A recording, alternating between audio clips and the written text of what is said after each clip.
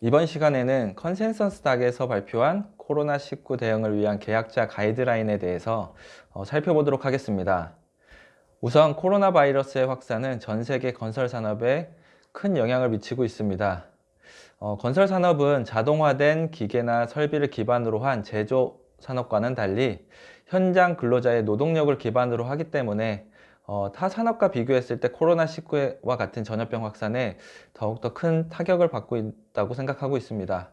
또한 건설 산업은 단지 건설 현장에 국한돼서 발생하는 문제가 아니라 시공 현장에 투입되는 자재나 장비의 생산과 운송과 까지도 연계되기 때문에 그 피해의 범위가 매우 광범위하다고 할 수 있겠습니다.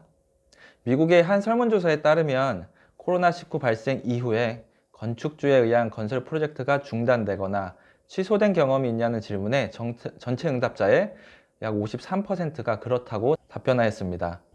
또한 프로젝트의 지연 또는 중단이 발생된 경우가 약 65%, 공급업체가 납품의 지연 또는 취소를 통지한 경우가 약 42%가량 발생한 것으로 발표되었습니다.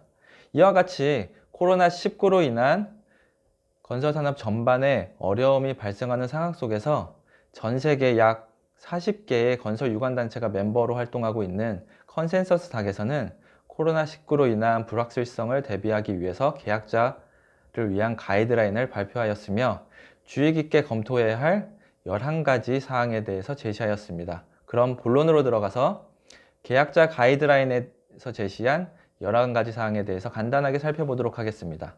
첫 번째로 계약 조건을 우선적으로 검토하는 것이 중요합니다. 예상치 못했던 상황으로 인한 공기 지원과 관련한 계약 조건을 우선적으로 검토해야 합니다.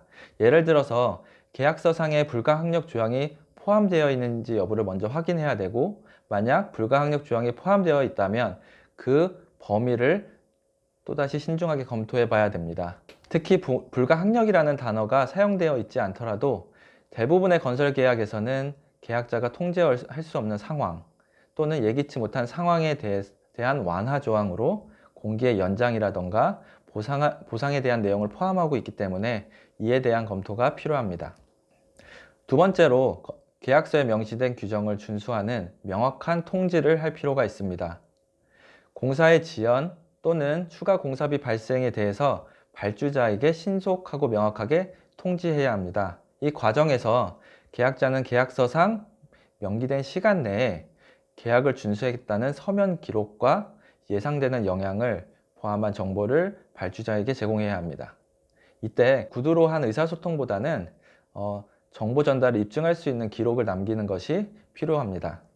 세 번째로 공사의 정지 및 종료 조항에 대한 주의가 필요합니다. 대부분의 계약은 발주자에게 공사를 중단할 수 있는 권리를 부여하고 있습니다.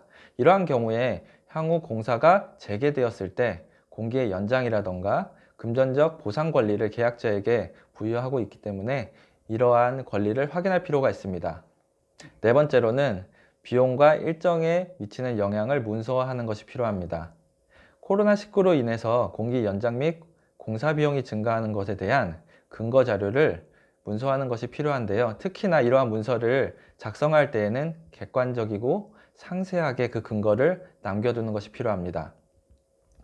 네 번째로는 계약에 필요한 지원 사항을 확인할 것을 강조하고 있습니다. 앞에서 언급한 바와 같이 코로나19로 인한 영향을 객관적으로 문서화하기 위해서는 이를 객관적으로 분석할 기술적인 역량이 필요합니다. 예를 들어서 발주자가 계약자에게 공기 연장에 대한 객관적인 근거를 요청하는 경우에 CPM 분석 기법 등을 이용한 평가 및 예측이 필요한 것이 사실입니다. 여섯 번째로 전염병 관련 조항의 부재 항목으로서 계약서 내에 전염병 등 조항이 없는 경우에 관습법에 따라 계약자의 권리를 발주자에게 요구할 수 있습니다. 다만 이러한 경우에는 발주자와 계약자 사이에 분쟁이 발생할 수 있기 때문에 전문가와 사전에 충분히 협의하는 것이 필요합니다. 일곱 번째로 보험을 살펴봐야 합니다. 보험에서 보장하는 코로나19로 인한 손실보상 여부를 확인해야 할 필요가 있는데요. 만약 보상이 가능한 경우에 피해의 통지 의무라던가 금전적 피해 사실을 객관적으로 입증할 수 있는 서류를 사전에 준비해야 합니다. 또한 각 보험의 보상 규정을 개별적으로 확인해야 하지만, 예를 들어 무역의 중단 관련 TDI 또는 공급망 위험을 보상하는 SCI 상품의 경우에는 항구 및 운송 허브 폐쇄 또는 금수 조치 등으로 인한 금전적, 그다음에 물리적 손해를 보상하는 규정이 있다는 것을 참고하시는 것도 하나의 좋은 팁이 될 수 있을 것 같습니다. 여덟 번째로, 원 하도급자 간의 평가에 관한 사항으로서 코로나19로 인한 문제를 해결하는 과정에서 발주자와 원도급자 간 또는 원도급자와 하도급자 간의 대응 방안이라던가 프로세스를 일치시켜서 공동으로 대응해 나가는 것이 또한 필요합니다. 아홉 번째로, 문제 상황의 사전 인지 및 대응 계획을 수립하는 항목으로서 계약자는 하도급자와 자재 공급 업체에서 발생 가능한 인력 또는 공급망 문제를 사전에 평가하여 인지하고 있어야 합니다. 또한 하도급자와 자재 공급 업체는 공동으로 코로나19로 인한 인력 및 공급망 문제에 관한 대응 계획을 수립해야 합니다. 열 번째로, 전염병에 대한 안전 문제로서 정부의 산업안전 및 질병 관련 기관에서 제공하는 지침 또는 권고사항을 참고해서 건설 현장의 안전 관련 프로토콜을 재확인하고 검토해야 할 필요가 있습니다.